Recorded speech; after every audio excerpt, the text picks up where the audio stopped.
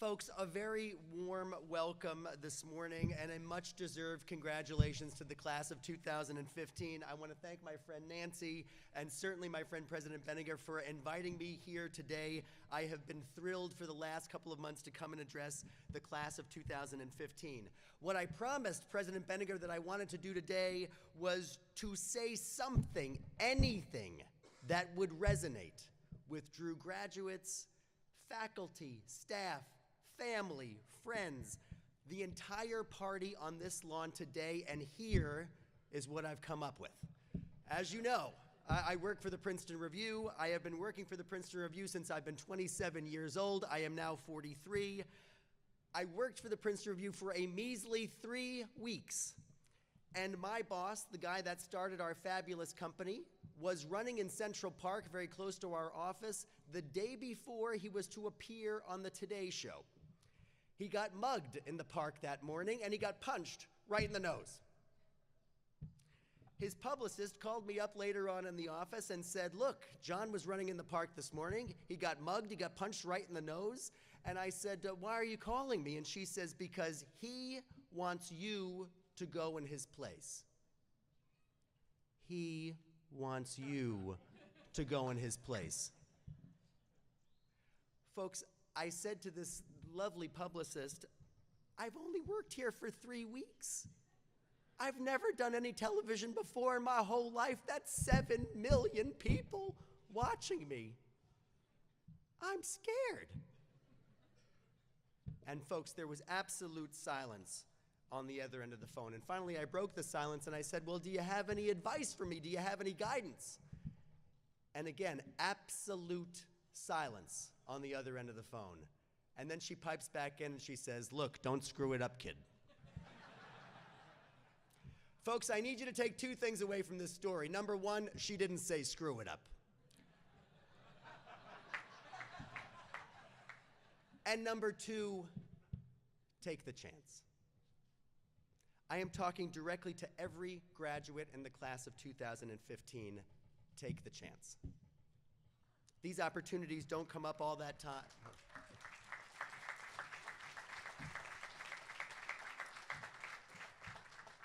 These opportunities don't come up all the time.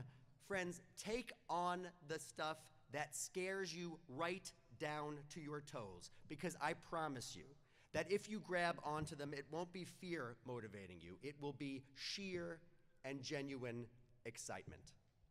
And although we cannot calculate the thrill of the unknown, I think we can all agree as an enlightened collective it is powerful indeed. And no matter if you fall on your face or you succeed wildly, the confidence that chances taken bring to us as young graduates and throughout our lives are priceless. And that's what I want for you. That's what everybody here wants for you. That's what your parents, friends, extended family, that is what we want for you. Take the chance. I would love to tell the graduates of 2015 that my message is going to be one to say, be fearless. But frankly, folks, that message never resonated much with me. You are human. You are going to be scared. Friends, you're going to be terrified. But I want you to be just as thrilled in every cell of your body. Terrified and thrilled. Terrified and thrilled. Nothing makes you feel more alive, more useful, and more accomplished. The outcome is near always less important than what you learned getting there. Parents and extended families, I want to thank you for the support that you've given our graduates of 2015 today. And parents, I am speaking directly to you on this. Your job in helping your students does not end. Although, in an hour from now, it will inherently change. Your job is to help your students find those chances. Encourage them as you have for years before. Push them, challenge them, and without question, continue your support of our students today. Our dear faculty and administrators here today, I know that each of you do this for your current Drew students and Drew grads alike, but our job is to continue to curate opportunities, these chances for our graduates today. I know that you do this on a daily basis, but our graduates need to know that our support and our access, as Dean was saying earlier, continues long after graduation. Folks, I came to Drew, my first time I set foot on campus, I was a sophomore in high school. It was the fall of 1986, and I was asked to attend a conference that was hosted at Drew as a student observer and a reporter for my Catholic high school student newspaper. The conference was held at Great Hall right up the hill here, and the conference was on AIDS and the HIV virus. I think about that day often for what later seemed to me quite remarkable, that my high school principal from our little school in Sparta, New Jersey called Pope John XXIII thought it was imperative that I attend this discussion as a student and a reporter and take my findings back to our class. I later learned that it was not the norm for every high school student, Catholic high school student in America, that they should go to a conference on AIDS and HIV, but that was my norm, and I remain grateful for the folks that taught me way back in the Reagan administration. But that day was indelible to me for another reason. That's the first day that I learned about this wonderful place, Drew University. And this is going to seem hyperbolic, but I have thought about Drew University every day since. Every day. I learned of a place that day that invited tough and difficult and necessary conversation, and invited students and community and faculty and administrators and neighbors to become informed, to join the discussion, to moderate that discussion with respect, and to always promote civil discourse with every syllable. I saw that day, and I continue to learn throughout these years since that act of inviting difficult and necessary conversation was the norm here. That fact, that Drew identity isn't housed in just one school, is an inherent part, certainly of the College of Liberal Arts, absolutely our Casperson Graduate School, and our founding institution, our exceptional theological school. It is that core, that Drew value of pioneer intelligence and respect that is core to the trinity of schools that we have here today, and I am proud to be a member of this community.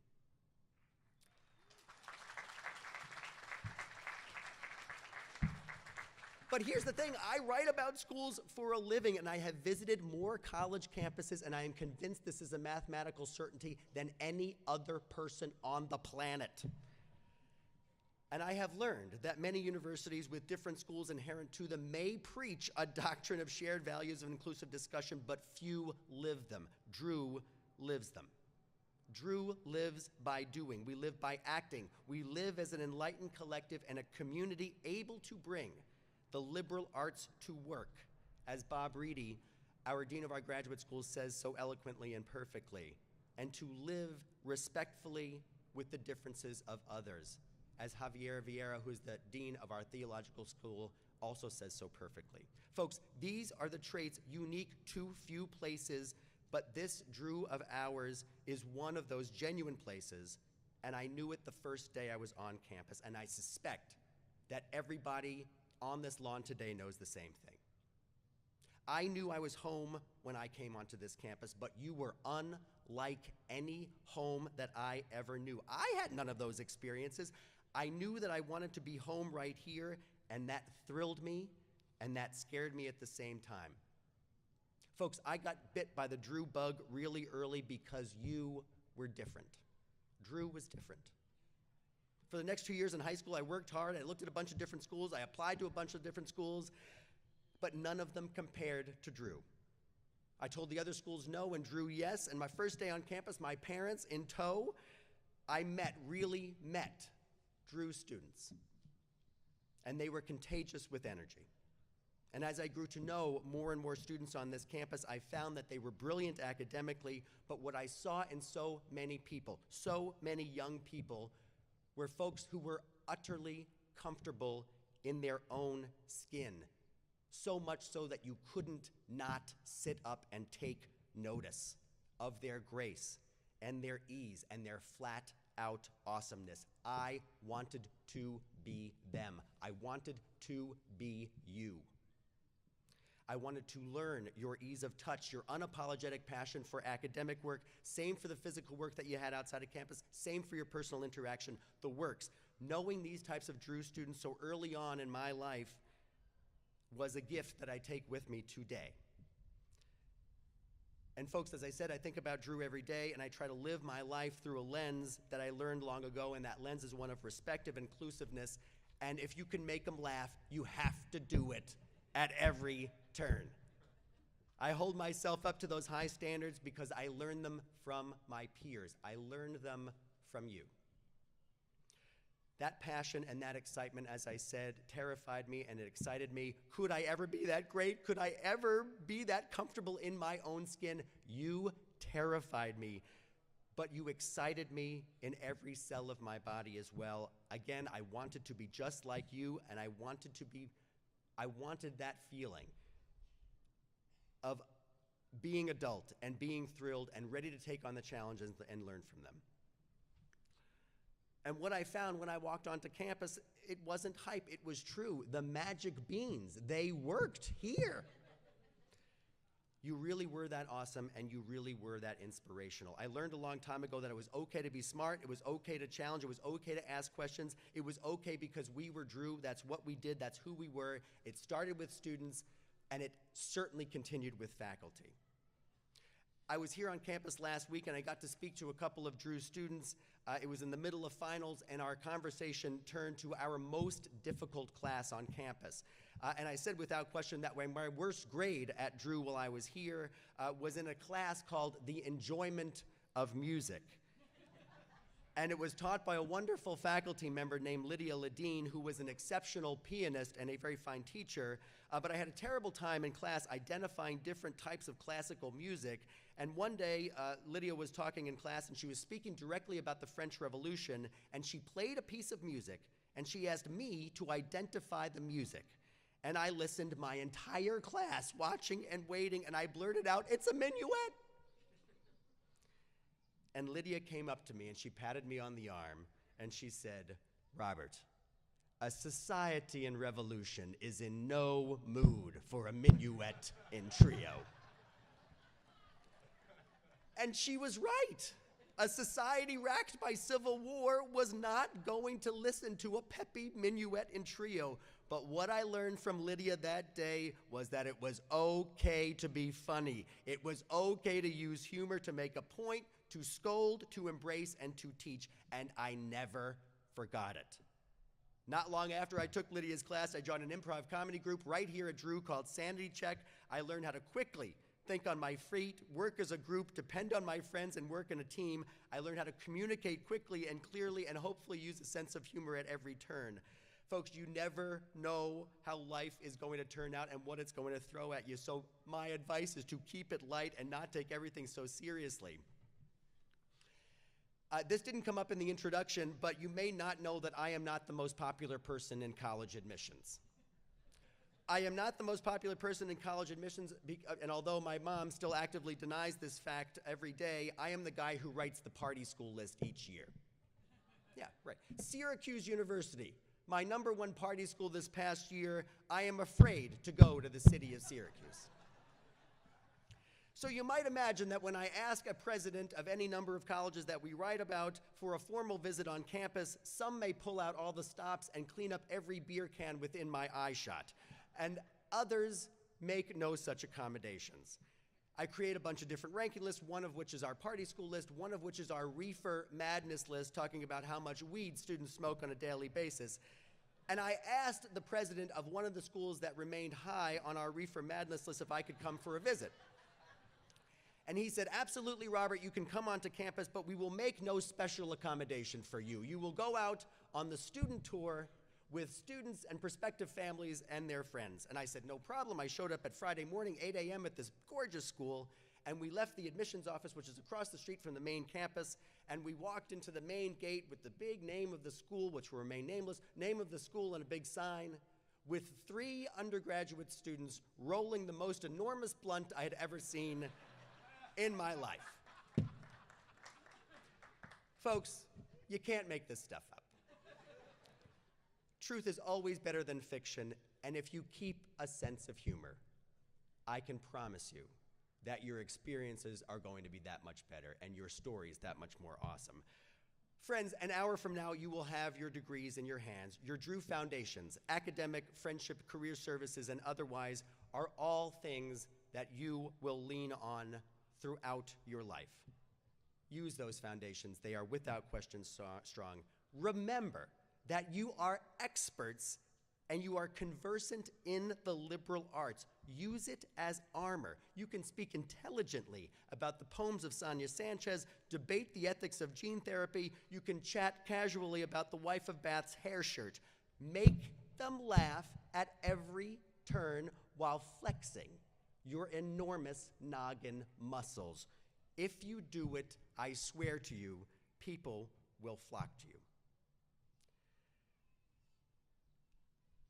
Folks, you may stop being Drew students today actively, but what I want each of you to think about in the future is your experiences through a student lens, through a student's instinct, and with a student's sensibilities. Folks, you don't need to know everything as soon as you have your degree, and you don't need to have all the answers. You do not need to have a 30-year linear plan as soon as you receive your degree. And I know that undergraduates particularly are not wired in a linear fashion, so this guidance is going to seem really easy. Folks, focus on the things that satisfy you. Be flexible enough to change your tastes, and you'll be okay. Smart and accomplished college grads, no matter their well-intentioned plan, hit bumps.